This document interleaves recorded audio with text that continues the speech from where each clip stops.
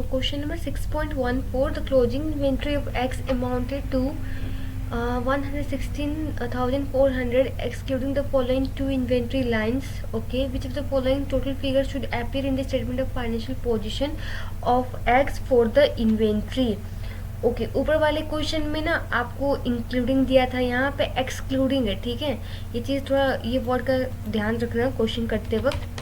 तो क्वेश्चन में 6.14, तो आपको क्लोजिंग इन्वेंट्री की वैल्यू क्या दी हुई है, closing inventory okay equal to 116,400 and ऊपर से बोलता है नीचे का जो आइटम है इन्वेंट्री वो एक्सक्लूड किया गया है, उसको हम लोग को इंक्लूड करने के बाद रिवाइज क्लोजिंग इन्वेंट्री का फिगर चाहिए। तो फर्स्ट है आपका है 400 item which had cost $4 each, all were sold after reporting period for 3 each with selling expense of 200 for the batch। तो इसमें आपको cost and NRV find out करना पड़ेगा पहले, जैसे हम लोग ने पहले किया था। तो यहाँ पे डालते हैं कॉस्ट एंड इधर एनआरवी, ठीक है। तो हमारा कॉस्ट कितना हो जाएगा 400 into and the cost was $4 each, so ये हो जाएगा हमारा 1600, ठीक है। एंड उसके बाद आपका एनआरवी क्या होगा 400, उसमें बोलता है कि आपका वो अब सोल्ड होगा $3 ईच आइटम, तो इंटू 3 करेंगे, ठीक है। ऊपर से बोल रहा है 200 हमारा सेलिंग एक्सपेंस आया ओवरऑल बैच पे, ठीक है, पर यूनिट का नहीं बोल रहा, ओवरऑल बैच पे। तो 200 करेंगे तो कितना आएगा, ये 1000 आएगा, ठीक है।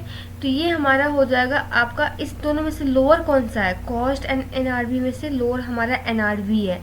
तो एनआरवी के अमाउंट इसमें ऐड करेंगे क्लोजिंग इन्वेंट्री वाले में। सो 1000 लिया, ऊपर में यहाँ लिख देते हैं लोअर वाला amount, lower okay. So lower है 1000 ये ऐड करेंगे।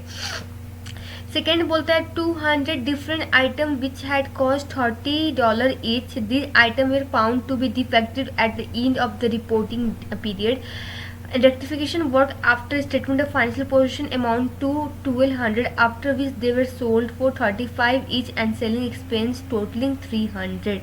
ओके तो दूसरे वाले आइटम का कॉस्ट क्या हो जाएगा 200 इंटू आपका 30 ईच कॉस्ट है, सो इट विल बी 6000, ठीक है। एंड एनआरवी के अब क्या होगा, अब 35 ईच में सोल्ड होगा, जिसमें आपका सेलिंग एक्सपेंस लग रहा है 300 का एंड रेक्टिफिकेशन वर्क 1200 का। तो यहाँ पे आपका एनआरवी होगा 200 इंटू 35 और ओवरऑल बैच पे ये खर्च हो रहा है 1200 एंड माइनस 300। आपको पर यूनिट का बोला ही नहीं है, बोला होता तो हम लोग उसके अकॉर्डिंग करते हैं, पर ये ओवरऑल बैच का खर्चा है। तो 7000 माइनस 1200 माइनस 300, सो मुझे आया 5500, ठीक है। अब इन दोनों में से लोअर कौन सा है 5500, ठीक है। अब इस सबको ऐड करने के बाद हमारी 1000 प्लस 1164400, सो 122,900 आएगा आंसर, ठीक है। अब सोच रहे हो कि ऊपर वाले में हम लोग ने कॉस्ट घटा के तब जाके हम लोग एनआरवी जो लोअर था या फिर उसको ऐड कर रहे थे, बट यहाँ पे क्यों नहीं किया, क्योंकि यहाँ पे क्वेश्चन में आपको बोल रखा है एक्सक्लूडिंग, ऊपर वाले में इंक्लूडिंग था, इसलिए हम लोग कॉस्ट को माइनस करके जो भी लोअर था उसको ऐड कर रहे थे। यहाँ पे तो एक्सक्लूडिंग इंक्लूडिंग नहीं हुआ है, तो इसलिए जो भी लोअर है उसको हम लोग ऐड करते जाएंगे। तो एट द एंड में हमारा रिवाइज क्लोजिंग इन्वेंट्री बैलेंस होगा, ये वो होगा 122,900, that is the option C, ठीक है। इसलिए मैंने बोल्ड कर दिया जिसको मैंने ऐड किया है, ठीक है। Question number 6.15, inventory value for the financial statement of the Q for the year in the 31 December 20x4 was based on inventory count on 4 January 20x5 which give total inventory value of 836,200 purchase between the 31 December and 4 January 20x5 following transaction took place. Okay, what adjusted figure should be included in the financial statement for the inventory at 31 December 20x4। ये ऊपर वाला जैसे हम लोग ऊपर question किया था उसके अकॉर्डिंग ही है 6.15। ओके, तो आपका यहाँ पे पहले डेट लिखते हैं 31 दिसंबर से लेके 20x4 एंड आपका 04 Jan 20x5, ठीक है। सो नाउ आपको इस डेट का क्लोजिंग इन्वेंट्री पूछ रहा है और इस डेट का क्लोजिंग इन्वेंट्री दिया हुआ है, इट मीन्स ओपनिंग इन्वेंट्री, और इन दोनों डेट के बीच में जो भी ट्रांजेक्शन हुए वो भी हम लोग को दिया हुआ है, ठीक है। तो अब हम लोग cost of goods sold find out करना पड़ेगा। तो कॉस्ट ऑफ गुड्स सोल्ड का फॉर्मूला है opening inventory plus purchase minus closing inventory, ठीक है। और कॉस्ट ऑफ गुड्स सोल्ड तो दिया नहीं, हम लोग को सेल्स दिया हुआ है और सेल्स एंड मार्जिन दिया हुआ है। आपको पता है सेल्स में से हम लोग माइनस मार्जिन कर दें तो हम लोग को कॉस्ट ऑफ गुड्स सोल्ड आएगा, ठीक है। मैं वैल्यू की बात नहीं करी, परसेंटेज की बात करिए। सपोज आपका सेल्स 100% है एंड मार्जिन आपका दिया हुआ 30%, तो ये आपका 70% जो होता है वो आपका कॉस्ट ऑफ गुड्स सोल्ड है, ठीक है। अब सेल्स की वैल्यू दी हुई है, हम लोग को cost of goods sold find करना है, ठीक है। सेल्स की वैल्यू कितनी दी है 14,000, ठीक है। हम लोग को फाइंड आउट क्या करना है, cost of goods sold that is 70% find करना है, और ये सेल्स की वैल्यू क्या है 100% है, तो सो डिवाइड बाई 100 कर देंगे। So equal to use the calculator 14,000 into 70 divide by 1000, so आपको आएगा 980 as a cost of goods sold. एक सेकेंड मैंने सही किया ना, सॉरी 9800 आएगा। 14,000 इंटू यस 9800 आएगा, ठीक है, कॉस्ट ऑफ गुड्स सोल्ड। अब फॉर्मूला डालते हैं ओपनिंग इन्वेंट्री प्लस यहाँ पे कॉस्ट ऑफ गुड्स सोल्ड के बदला opening inventory plus purchase minus closing inventory equal to 9800। Opening inventory हम लोग को फाइंड आउट करना है एंड परचेज दिया हुआ है, परचेज है आपका 8600 and goods return by Q to supplier, ये हमारा परचेज रिटर्न है, तो परचेज से माइनस करेंगे 700 एंड क्लोजिंग इन्वेंट्री भी दिया हुआ है हम लोग को 836200, ठीक है, और आपका कॉस्ट ऑफ गुड्स 9800, ठीक है। तो ओपनिंग इन्वेंट्री आपका हो जाएगा plus 836200 plus 700 and minus 8600, so 838100 and ये ऑप्शन ए होगा, ठीक है। ये हम लोगों ने ऊपर भी क्वेश्चन किया था, अगर नहीं समझ में आया तो वीडियो को रिव्यू करके देख लो, आपको समझ में आ जाएगा। So question number 6.16, company had decided to switch from the using FIFO method of inventory valuation to using average cost method AVCO. In the first accounting period where the change is made, opening inventory valued by FIFO method was 53200 and closing inventory valued by AVCO method was 59800. Total purchase during the period were 136,500 using continuous average method. Opening inventory would have been valued at 56200. What is the cost of materials that should be included in the statement of profit or loss for the period? Okay, 6.6 करते हैं। 6.6 में हम लोग cost of goods sold find करना है simply, ठीक है। इसने बोला कंपनी ने स्विच किया फीफो से एवको यूज कर रहा है और एवको को आपको ओपनिंग इन्वेंट्री भी दिया हुआ है। देखो यहाँ पे opening inventory of inventory using AVCO method opening inventory would be value at 56200। तो आपको पता है कॉस्ट ऑफ गुड्स सोल्ड का फॉर्मूला ये होता है ना, ठीक है, एंड आपको सब वैल्यू दिया ही हुआ है, ये इजी है, क्वाइट इजी है, इस टाइप का तो नहीं ये पूछेगा इतना इजी। तो ओपनिंग इन्वेंट्री आपको दिया हुआ है एवको मेथड से लेना है हम लोग को, फीफो से नहीं, क्योंकि फीफो से अब कंपनी एवको में चेंज हो रही है। तो ओपनिंग इन्वेंट्री आपका एवको से है 56200 क्वेश्चन में दिया हुआ है and it has also been given the purchase amount 136,500 and closing inventory according to AVCO लेना है, not FIFO.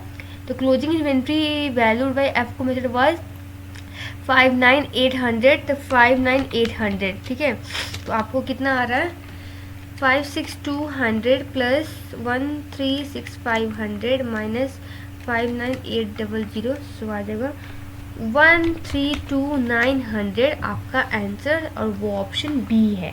Okay, so question number 6.17, which one of the following statement about the use of continuous average system is incorrect? Okay, in retail organization a continuous inventory system can be used to keep track of a quantity of each stock in item available in this distribution centre. हाँ, ये सही है कि continuous से हम लोग को एक एक क्वांटिटी का ट्रैक रख सकते हैं कि वो अवेलेबल है कि नहीं, वो हम लोग चेक कर सकते हैं। क्योंकि जब भी हम लोग इशू करते हैं हम लोग फिर से उसको एवरेज प्राइस कैलकुलेट करते हैं ना, जब भी परचेज करते हैं सॉरी, तो हम लोग न्यू प्राइस कैलकुलेट करते हैं और इशूज़ के अकॉर्डिंग करते हैं, फिर बैलेंस वगैरह निकालते हैं, तो ये सही है।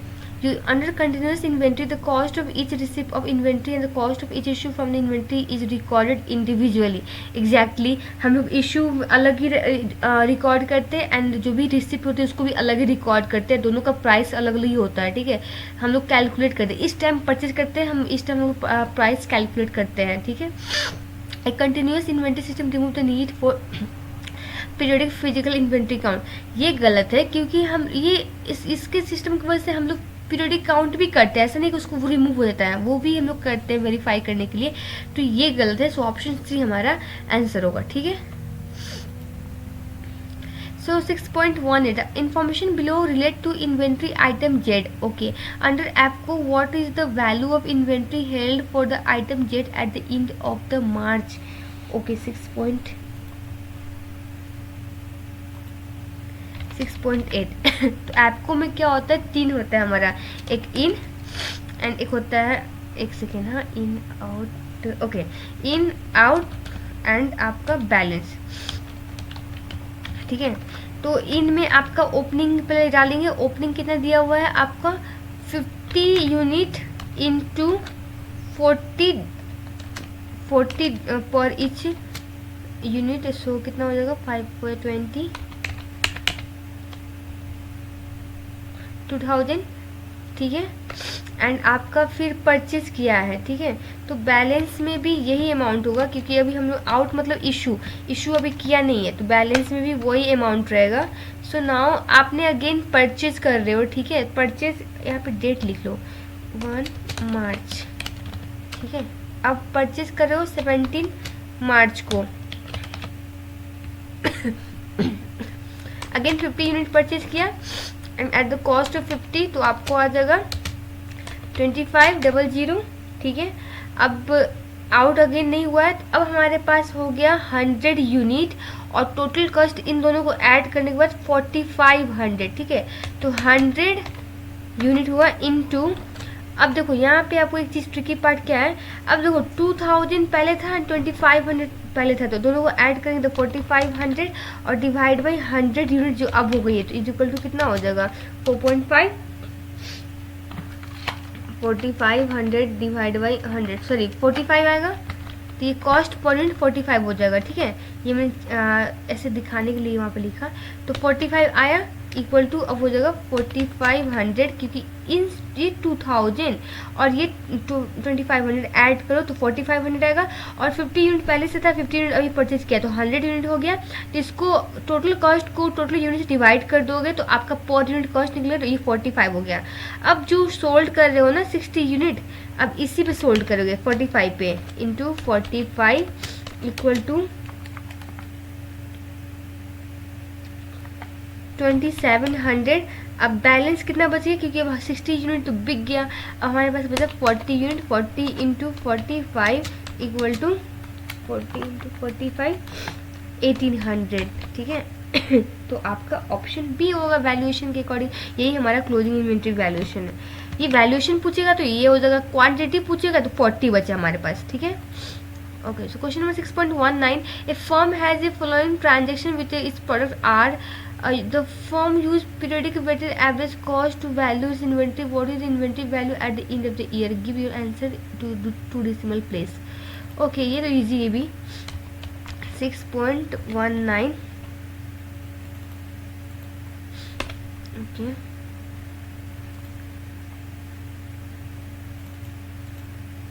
वन छूट गया सारे में।